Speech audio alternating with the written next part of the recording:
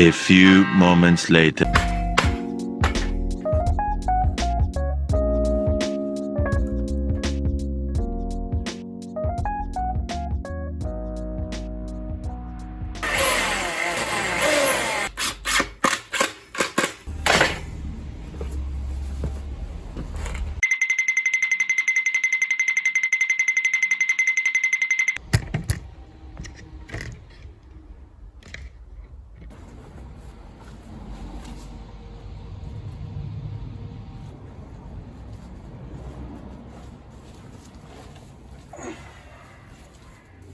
Hello everyone, and good news, we're not doing gardening this week. We're back on some good old-fashioned woodwork, and we're actually taking a throwback way back to the very first two videos that I ever did on this channel, I think, because we're going to be doing a bit of a retrofit to my grandma's bird table. If you click up here and watch those very early videos of me on grainy footage and poorly edited clips of me working on this before, you'll remember that the top of the table here was built by my uncle, and it was wobbling on the thin pole here.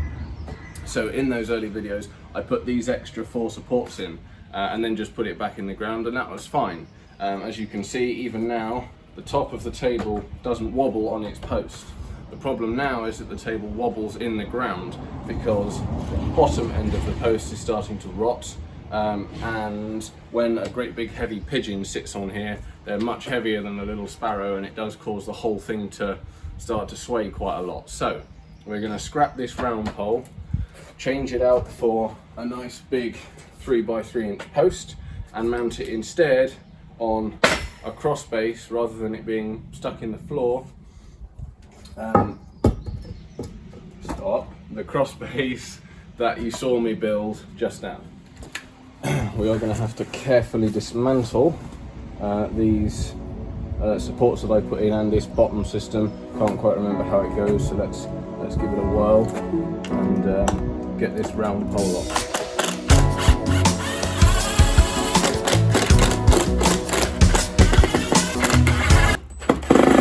Oh dear, that's not good.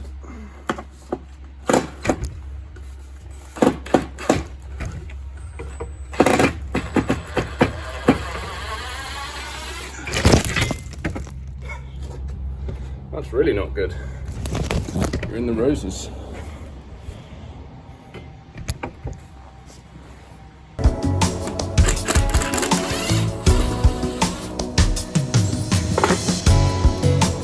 Now, I think, take this off.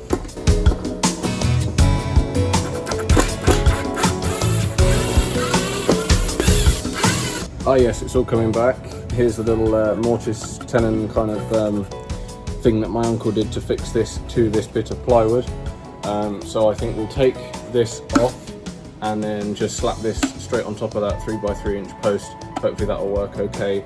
And then if we affix that securely to the post, then we can put those same 6 screws back into the floor of the bird table, and it should be good to go. And obviously then I'll put the supports back on. First though, it'd probably be a shout to see how tall we want everything in the end. So if we pop our base on the floor,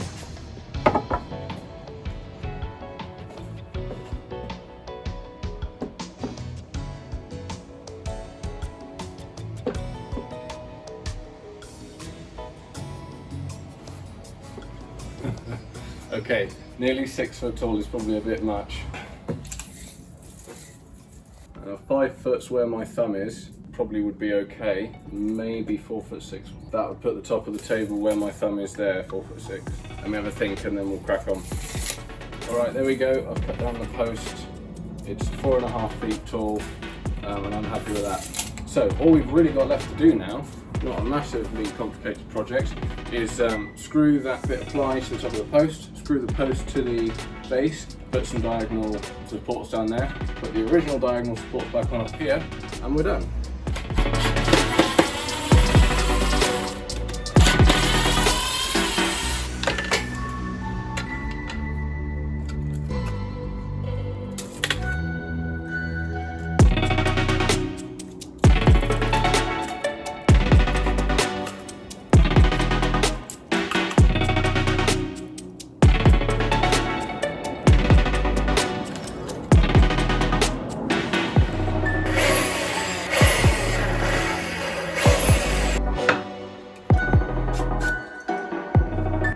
4 holes I put in, one on each side of the outline of the post, are so that I can look through them, see daylight on all of them. That should mean that we're nice and square and in the right position. I'm just going to extend my pilot holes as well slightly into the post.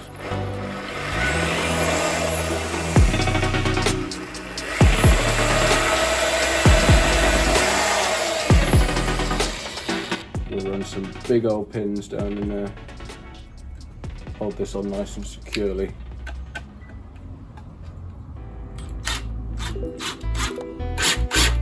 Just double check.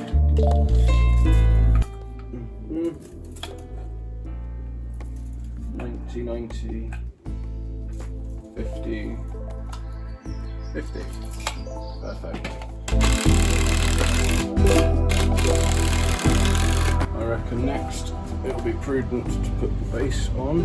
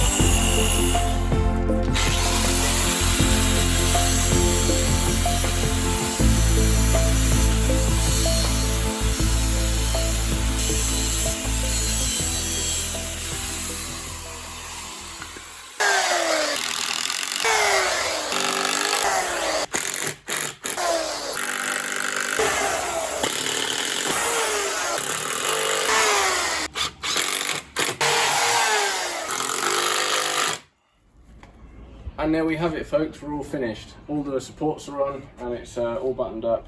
It does wobble a bit on its base, but that's because it's on a paving slab and the base is obviously a little bit bowed, but once it's sat on soil or grass, I'm sure it'll be just fine. And even then, even if there was a great big pigeon sat on it and it rocks over to this side, there's enough leg at the bottom to make it nice and sturdy. So we're all done with that. Good job done. All done, that is, I suppose, apart from addressing the elephant in the room, which is what I am wearing. It might look a bit stupid, but I don't care because this whole get-up is for the sun. I don't mean to fearmonger, but in my opinion the sun is only getting hotter as time goes on, and skin cancer is a thing that I don't want to have. So in the past you'll have seen me in short sleeves and having sun cream on my arms, which is fine, but even then I had a pretty serious tan line going on. So I thought, given as I do so much work outside in the sun and I'm pale skinned anyway, I burn very easily, I decided to buy some long sleeve tops. And then because the company I got them from was able to put printing on the back, I of course got myself some advertising. So that's hence the long sleeve tops, and I got them in white, despite the fact I obviously do the work I do and they will get brown and black with dirt and grime. But again, it's for the sun to reflect as much heat, nice light colours.